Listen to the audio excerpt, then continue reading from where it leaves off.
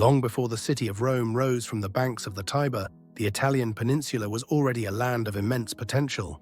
Its rich natural resources, strategic location, and diverse geography made it a magnet for early peoples, each leaving their mark on the landscape that would one day host the greatest empire in human history.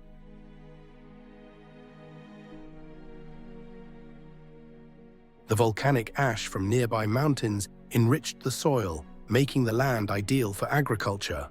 Early settlers grew crops like wheat, barley, and grapes, which sustained growing populations. The Tiber River was a lifeline, providing fresh water for drinking and farming, as well as a route for trade and transportation. The Arno and Po rivers, further north, served similar purposes. The site that would become Rome was chosen for its defensible position atop 7 hills, offering protection from floods and invaders. Italy's central location in the Mediterranean connected it to older civilizations like Greece, Egypt, and the Levant. This access fostered trade and cultural exchange, ensuring that Italy was never isolated. The geography of central Italy wasn't just a backdrop, it was the stage upon which civilizations would rise and fall, laying the groundwork for the eventual emergence of Rome. The Etruscans, who dominated northern Italy, were among the most influential early cultures. The Etruscans emerged around 800 BCE, likely from a mix of indigenous peoples and migrants from the eastern Mediterranean. They built thriving city-states such as Tarquinia, Veii, and Cerveteri. Known for their mastery of metallurgy and engineering, the Etruscans constructed roads, bridges, and underground drainage systems.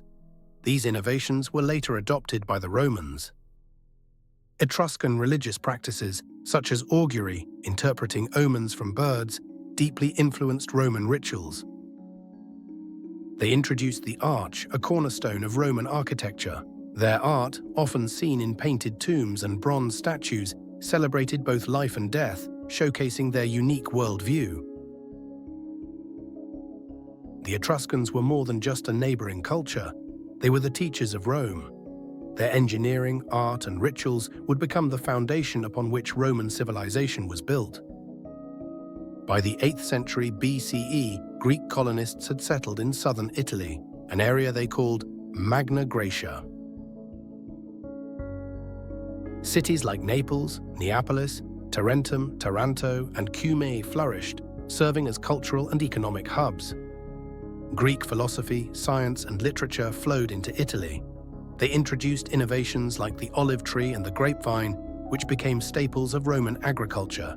Greek myths and gods blended into Roman religion, creating a shared Mediterranean pantheon. While the Greeks traded with their neighbors, they also fought to defend their cities from local tribes, shaping early power dynamics in the region.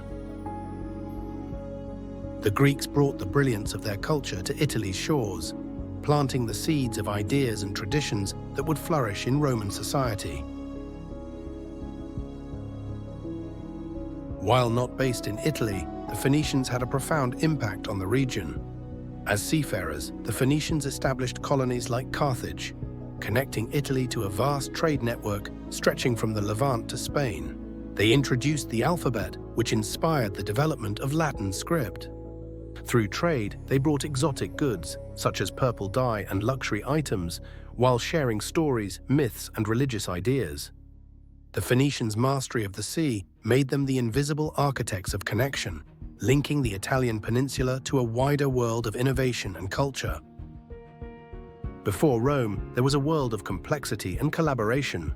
The Etruscans, Greeks, and Phoenicians each left their mark, shaping the land and its people. Together, they created the fertile ground upon which Rome would take root, absorbing and transforming their legacies to create something entirely new. The foundation was set. The rise of Rome was inevitable.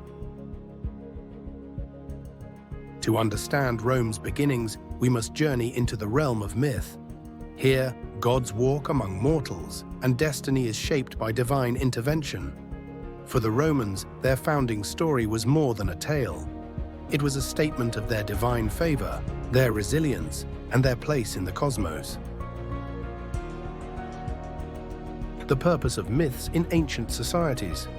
They weren't just stories, but tools to unify communities, explain origins, and justify power. Rome's founding myth specifically ties the city to Mars, the god of war, symbolizing its future military might. Our story begins in Alba Longa, a city nestled in the heart of Latium. Numitor, the rightful king, was betrayed by his brother Amulius, who seized the throne. To ensure his rule, Amulius forced Numitor's daughter, Rhea Silvia, to become a Vestal virgin, binding her to a life of chastity. But the gods had other plans. Mars, the god of war, visited Rhea Silvia, and from their union, twins were born, Romulus and Remus. Fearing a prophecy that the twins would one day overthrow him, Amulius ordered them to be drowned in the Tiber River. But the gods intervened again. The river carried the basket safely to the base of the Palatine Hill, where the twins were discovered by a she-wolf. She nursed and protected them until a shepherd, Faustulus, and his wife, Acca Larentia, took them in as their own.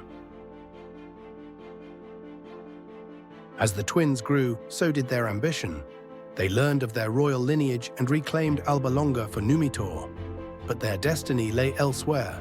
Deciding to build a city of their own, they chose the banks of the Tiber. A dispute arose. Romulus favored the Palatine Hill, while Remus preferred the Aventine. Seeking divine guidance, they watched for omens in the flight of birds.